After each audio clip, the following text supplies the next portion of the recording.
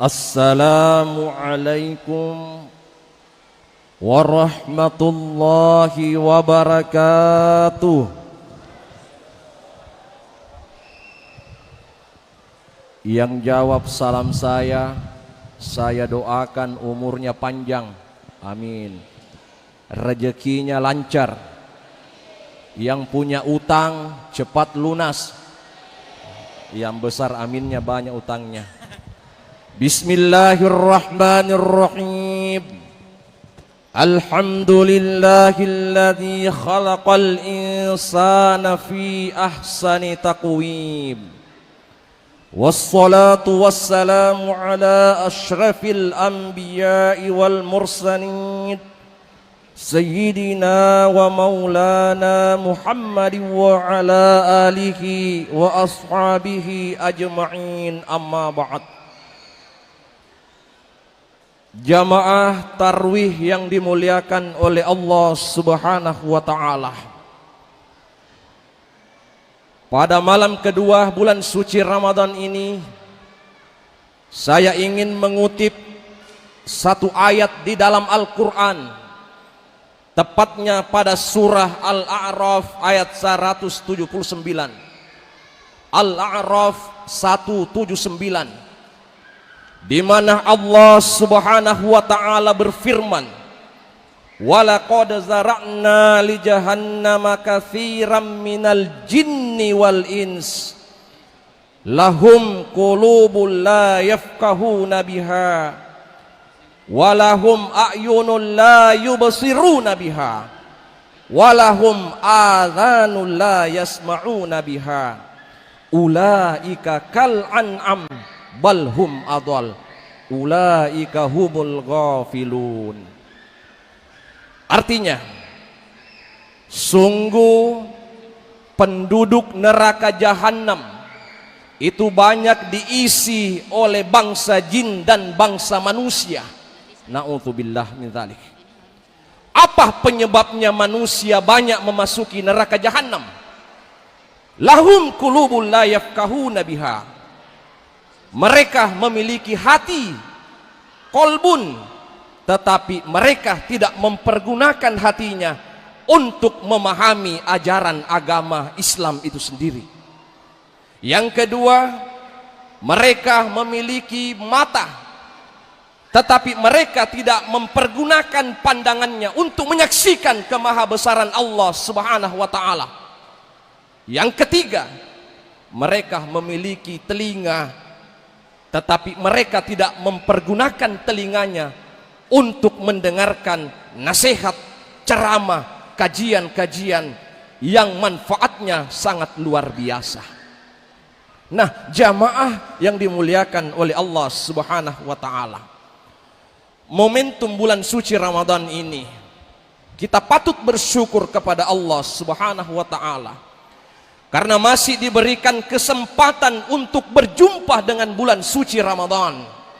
Saya pun ini bersyukur masih bisa datang yang kedua kalinya di tanah Papua Timika ini, berkat pertolongan dan izin Allah Subhanahu wa ta'ala.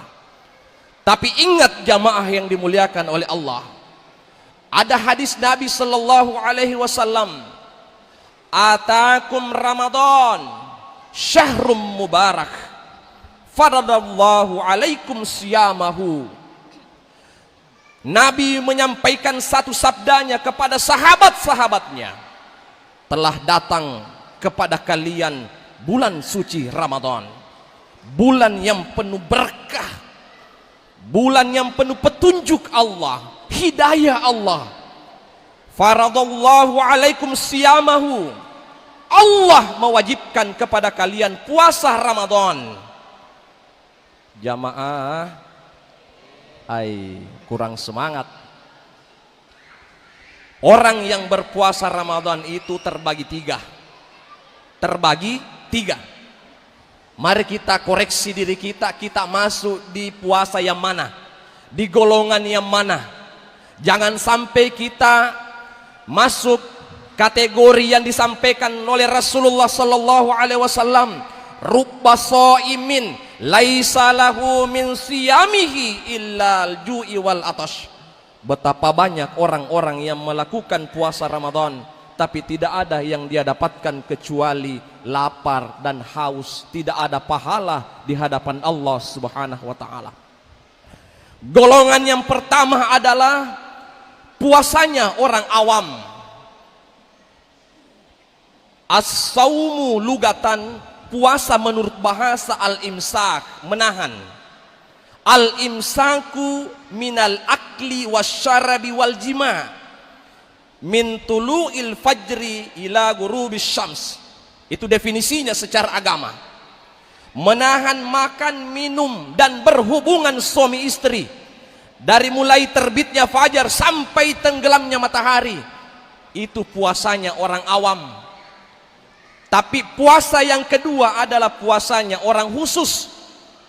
Telinganya berpuasa, mulutnya berpuasa, ucapannya berpuasa, pandangannya berpuasa, kakinya berpuasa, tidak melangkahkan kakinya kepada tempat maksiat. Tangannya berpuasa, perbuatannya berpuasa. Ini puasa orang khusus. Saya kira jamaah Baitur Rahman sudah masuk kategori kedua ini, bukan lagi kategori pertama. Dia menahan lapar tapi suka juga mengungkap aibnya orang. Dia berpuasa tapi dia mengadu domba orang. Puasa yang ketiga adalah puasanya orang istimewa. Kalau Ustaz Haidir ini biasa beli martabak ya. Martabak saja terbagi berapa? Martabak biasa, ada spesial, istimewa. Ini orang berpuasa juga terbagi-bagi. Mari kita lihat puasanya orang istimewa, puasanya para ulama-ulama, puasanya orang-orang waliullah, puasanya para nabi-nabi Allah. Tidak menutup kemungkinan ada di antara jamaah Baitur Rahman ini pada posisi yang ketiga, bukan ulama, bukan waliullah, tetapi kedekatannya dengan Allah Subhanahu wa ta'ala, sehingga makomnya, derajatnya ditinggikan oleh Allah. Karena puasanya, puasa kategori ketiga adalah hatinya, kolbunya ikut berpuasa. Tidak ada riak-riak dendam dalam dirinya, tidak ada kecemburuan sosial dalam dirinya, tidak ada amarah dalam dirinya. Dia selalu bersabar. Makanya para ulama-ulama kita menggambarkan Ramadan itu adalah madrasah, sekolah yang kurikulumnya salah satunya adalah sabar, sabar rapi. Yang kedua adalah istiqomah. Yang ketiga adalah ikhlas. Mampu tidak kita hadirkan kurikulum Ramadan? Yang pertama adalah sabar, menahan makan minum. Yang kedua istiqomah, sholat berjamaah, istiqomah mengaji, istiqomah bersedekah, menyumbang, berbuat baik. Yang ketiga adalah ikhlas di bulan Ramadan ini. Jamaah yang dimuliakan oleh Allah Subhanahu wa ta'ala, yang terakhir yang saya ingin sampaikan pada kesempatan yang berbahagia ini, bahwasanya Rasulullah sallallahu alaihi wasallam bersabda dalam salah satu hadisnya, man shoma ramadhana imanan wahtisaban ghufira lahu kayaumi waladatu ummuhu. Barang siapa yang berpuasa Ramadan karena iman yang bersungguh-sungguh karena Allah, niscaya Allah akan mengampuni dosanya seperti bayi yang baru lahir dari rahim ibunya, bersih total, tidak ada noda dan kesalahan. Saya menggambarkan begini Pak, 11 bulan yang lalu sebelum masuk Ramadan, seperti laptop baru, laptop atau apa dan sebagainya. Laptop baru itu tidak ada gangguan. Seiring berjalannya waktu, flash disk mulai masuk, menempel flash disk. Semakin hari semakin kita gunakan, lambat loading ini kita punya laptop, sampai akhirnya mati total. Akhirnya kita bawa diinstal oleh orang lain. Ini gambaran Ramadan.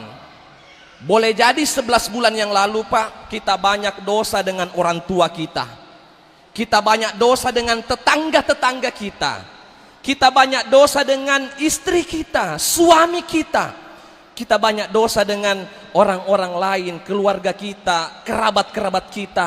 Membuat kita jauh dari Allah Subhanahu wa ta'ala. Maka momentum Ramadan ini kita menginstal kembali kita punya rohani, agar supaya nanti pada hari lebaran kita bermaaf-maafan.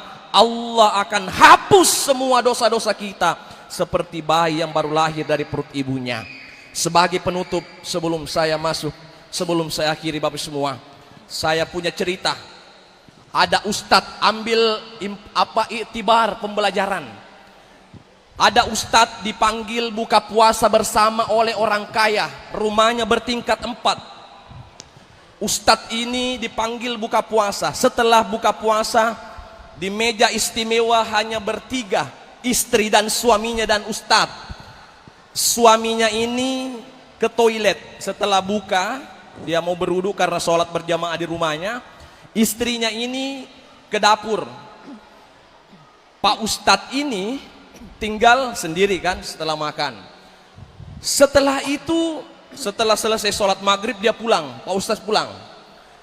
Istrinya bilang, Pak, tadi kita sebelum salaman dengan Pak ustadz ada uang 500.000 saya kasih amplop, itu di atas meja kok hilang.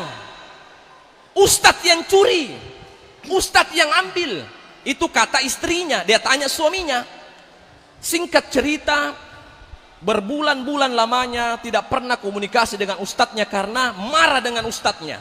Singkat, suatu ketika ibu ini dan suaminya berjumpa di Alfamart. Ustadz ini naik motor. Ustadz mengatakan, Assalamualaikum Pak Haji, Bu Haji. Dia salaman. Dia bilang suaminya, Ustadz ada yang mau saya sampaikan. Ustadz, maaf kalau saya jujur, Ustadz yang ambil uang kemarin itu di amplop. Saya kan mau kasih ustadznya. Kenapa dicuri? Ustadznya mengatakan, betul saya yang ambil. Subhanallah. Lalu apa selanjutnya pernyataannya ustadz? Begini Pak Haji, itu amplop dekat dengan sayur.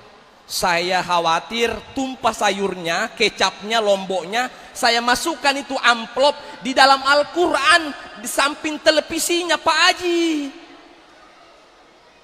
Apa yang terjadi? Dia minta maaf. Nanti Pak Haji kalau kembali ke rumahnya buka itu Al-Quran. Buka itu Al-Quran, ada sela-selanya, ada amplop isinya masih utuh 500.000. Apa pelajaran bisa diambil Bapak Ibu sekalian? Pertama, boleh jadi keluarga ini tidak pernah membaca Al-Quran selama Ramadan, atau mereka malas membuka Al-Quran. Yang kedua, jangan selalu curiga pada orang, jangan selalu berprasangka buruk kepada orang. Allah menyampaikan kepada kita dalam surah Al-Hujurat ayat 12, Ya ayyuhalladzina amanu jtanibu katsiran minadh-dhon inna ba'dadh-dhonni ismun wala tajassasu wala yaktab ba'dukum ba'dha. Janganlah kalian banyak berprasangka buruk pada orang lain. Jangan selalu mencari-cari kesalahan orang lain.